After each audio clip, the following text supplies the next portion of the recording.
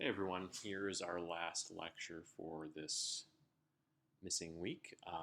In this lecture, we're going to discuss very briefly Weinstein and Weinstein and Jessica Stanton's views on civilian casualties, and we will use them to explore the comparative cases of the NRA, the Ugandan state, and the UNLA in Uganda.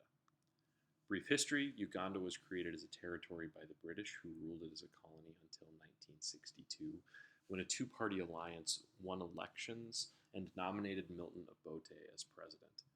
Obote eventually lost control of his own party and limped along just barely in office until a coup in 1971 installed Idi Amin. Amin ruled Uganda as a dictator with the support of the military for the next 8 years.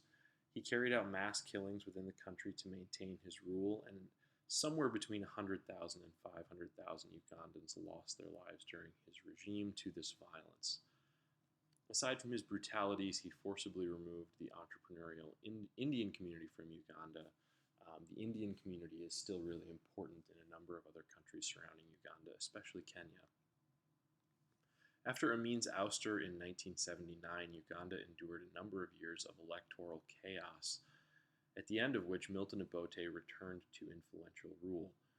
In 1983, the Obote government launched Operation Bonanza, a military expedition that claimed tens of thousands of lives and displaced a significant portion of the population. Somewhere between 100,000 and 500,000 people died as a result of the fighting between Obote's Uganda National Liberation Army and the guerrillas.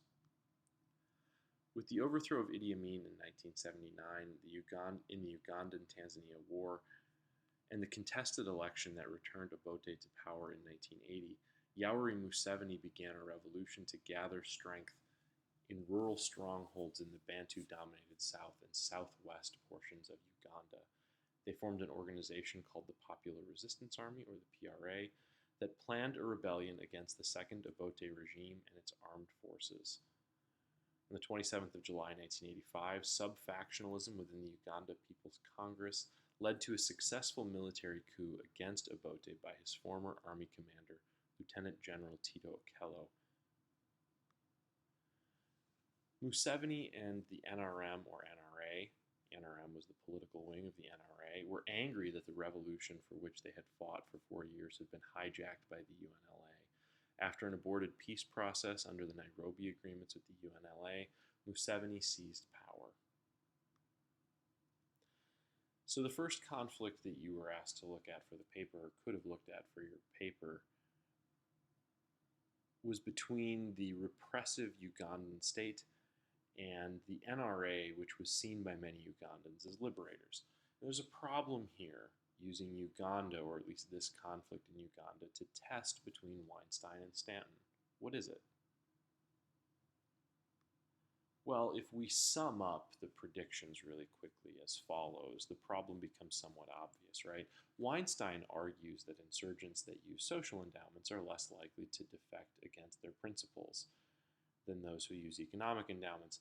Stanton argues that movements that require broad support from local populations will restrain against indiscriminate violence against them. They seek to defray the cost of producing selective violence by seeking international support. So in both cases, you see these sort of broad strokes indicating that more democratic groups are less likely to kill civilians. Weinstein's connection between these two variables, the sort of democratic or liberalness of the rebellion and its willingness to harm civilians, develops through its internal organizational behavior. These social endowments create certain path dependencies in the way that the members of the rebel organization behave. For Stanton, there's sort of that synergy, remember, between the constraints that are put upon a group that has broad democratic credentials and their ability to appeal to an international audience. So on one hand, they would harm their own image by hurting civilians if they're claiming to be broadly democratic or liberal, but by being broadly democratic and liberal, they provide themselves an escape hatch to the problem that they've just created. So the hypotheses that we might draw from this, the very broad grain hypotheses here for Weinstein are that economic endowments should be correlated with or associated with indiscriminate violence, where social endowments are not. Social endowments should also be correlated with intensive training. We should see that groups that have social endowments should engage in lots of training and socially oriented training and justice oriented training with their recruits, and that violence is produced by agents in the field that are greedy. On the other hand, Stanton argues that the need for international support leads to selective violence, and that a wide constituency leads to selective violence. So in the converse, we see that groups that don't need international support will engage in broader violence or indiscriminate violence, and those that have narrow constituencies will engage in indiscriminate violence.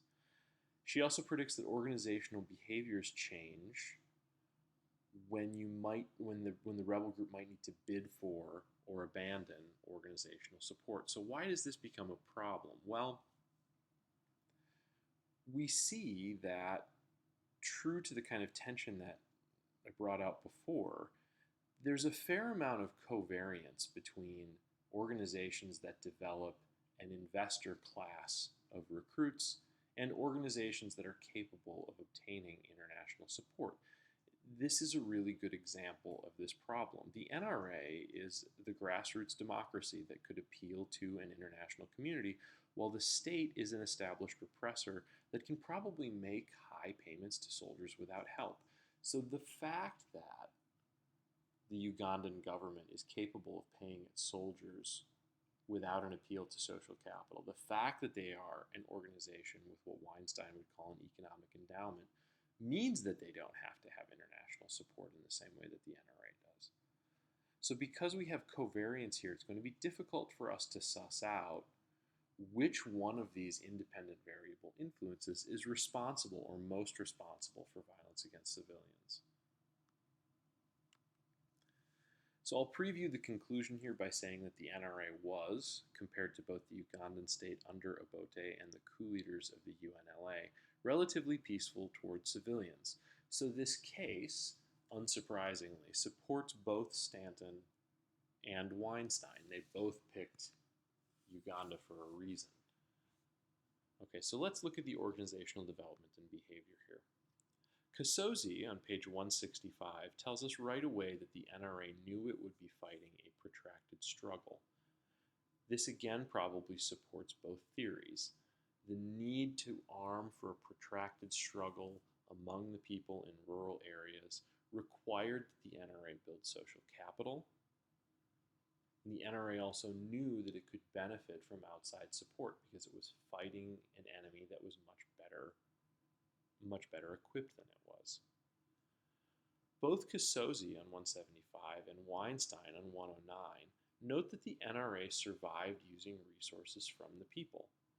This probably provides more direct support for Weinstein. This is Weinstein's mechanism in action.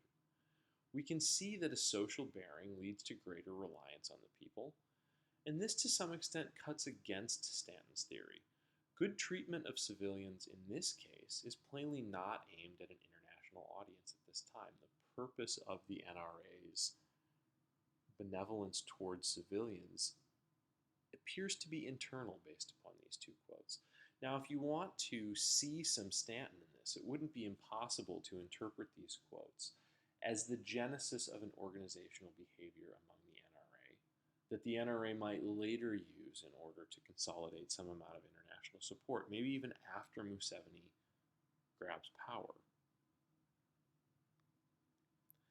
In fact, the NRA could have had more resources and more power if they had allied with other rebel groups that led the coup, but they refrained from cooperating with the UNLA on the grounds that that organization abused human rights.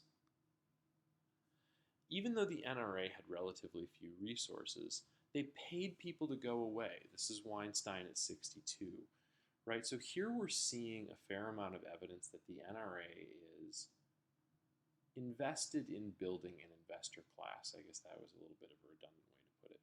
They're willing to spend money in order to make sure that the core of their rebel operation is populated by people who are interested in carrying out the mission of the organization, who are dedicated to the success of the NRA, and who aren't willing to defect or abandon ship at the first signs of hardship. Weinstein at 108. The recruits were educated and motivated.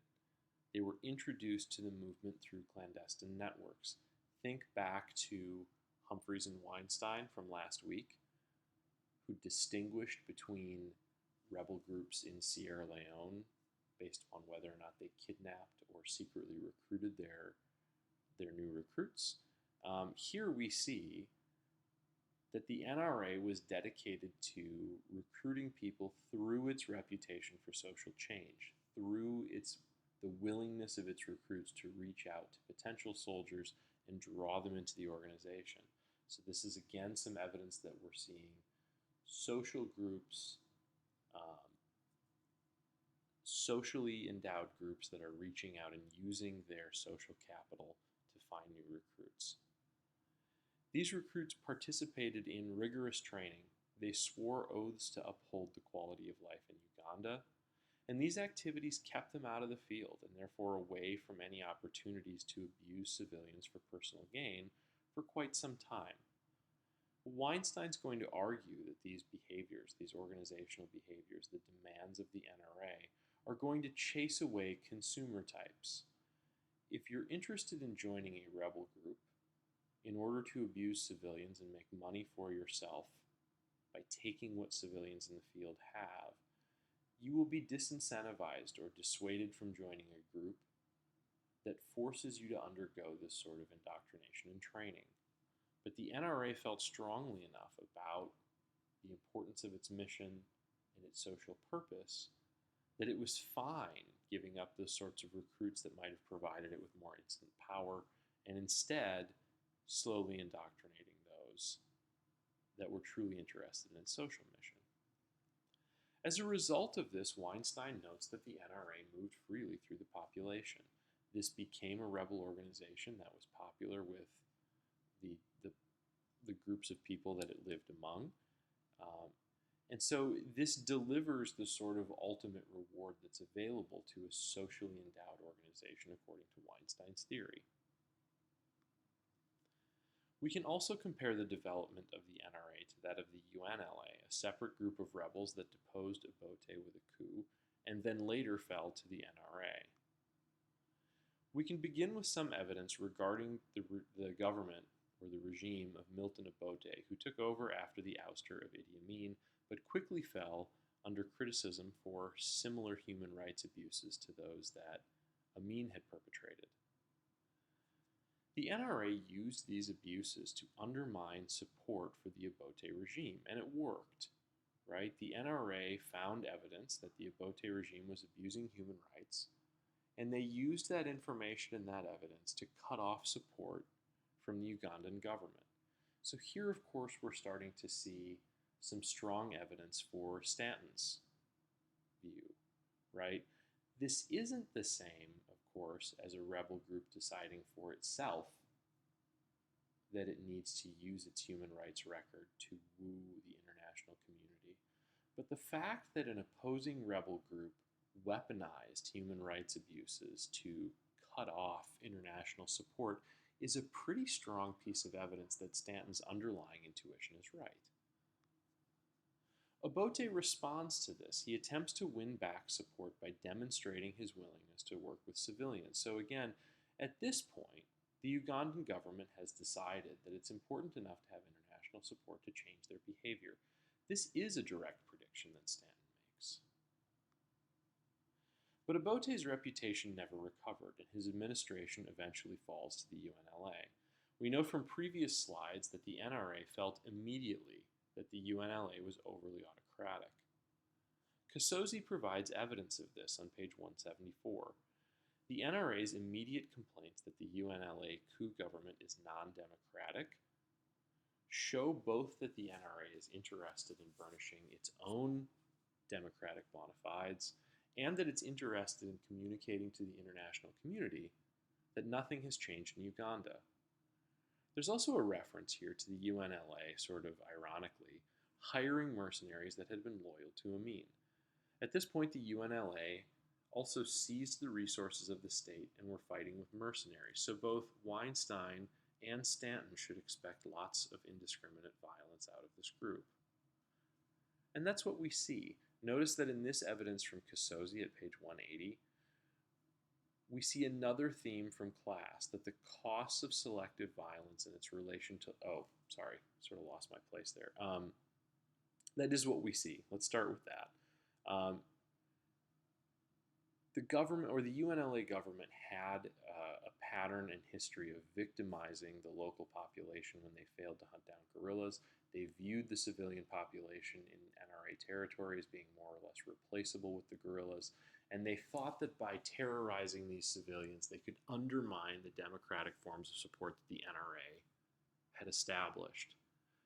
Now, setting that aside for a second, notice that this evidence here also shows us another dynamic that we've discussed in class, which is the relationship between the cost of selective violence and the legibility of the civilians that the government is moving among. So in this case, we see that the civilians paid the highest price in places where the UNLA did not speak the language. So this probably means that the UNLA was unable to find people who were cahooting with the NRA, partly because there were language and cultural barriers that prevented them from gathering good intelligence in this region.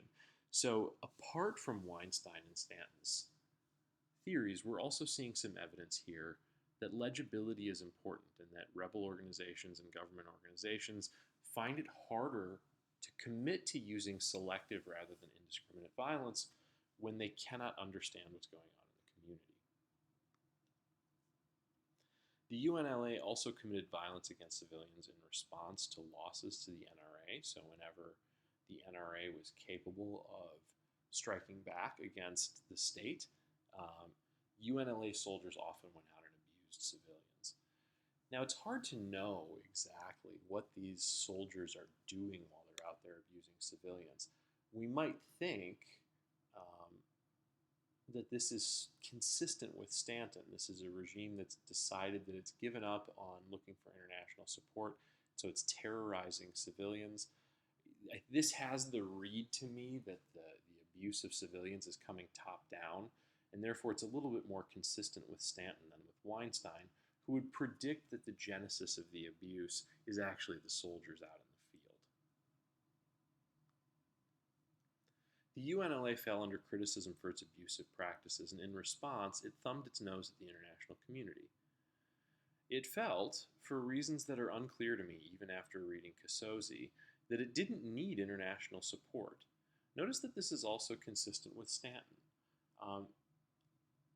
If we think about this in terms of Stanton, what the UNLA is doing is recognizing that the international support is not coming, that they have resources that mean that that international support is not necessary. And so because that international support isn't necessary, they don't bother to constrain their operational freedom. They do exactly the things they think are going to be the most effective against a grassroots organization that has widespread support. They know the support is widespread.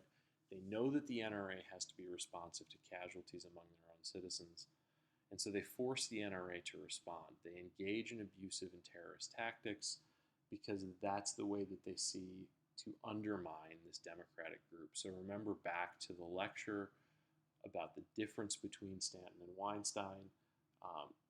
One of the things that's interesting about Stanton's theory is that it suggests this sort of symmetry, right, where the democratic group that's getting international support needs international support because it can't abuse its civilians, which means that it is limited in its ability to undermine the base of support of its opponents, whereas the relatively autocratic group that's not going to get international support feels itself freed to go out and engage in these sorts of abuses. So that's what I'm reading here in Casozi.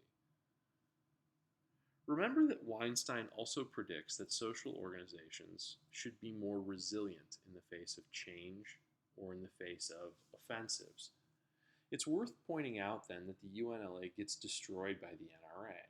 Weinstein would probably predict that in most circumstances where you have an economically endowed group against a socially endowed group, as long as the socially endowed group has been around for long enough to build up its organizational capacity, that organization should win.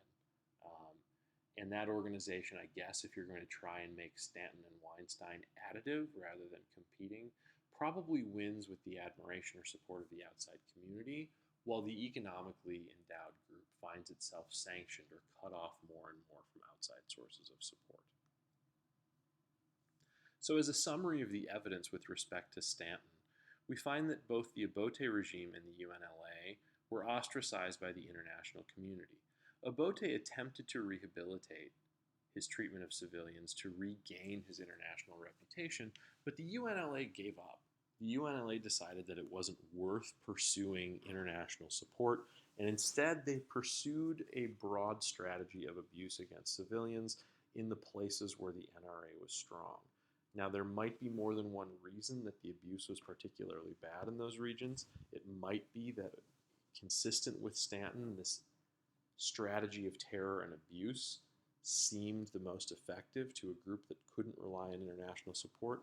It might also be that the abuse was conditioned by the legibility, or rather illegibility, of these communities to the UNLA. It's also worth noting with respect to Stanton that the authoritarians were both widely more violent than the NRA, which was relatively democratic. But that being said, there are a couple of trends that cut against Stanton. The first is that the NRA didn't seek international support despite being low violence. There was not a great appeal to the international community for direct support, although we did see that the NRA was interested in undermining international support for the state. There's also no evidence that Obote's regime altered its international strategy in response to its new domestic vulnerabilities. That's something that Stanton would have predicted. With respect to Weinstein, there's a fair amount of evidence with respect to how the NRA's organizational development proceeds that broadly matches Weinstein's expectations. This was a group that went out and recruited using its social mobilization. They gained support among the people using promises for social change. They delivered on that social change where they could. And they dismissed recruits and even commanders who were not interested in the mission or who showed proclivities to commit violence against civilians.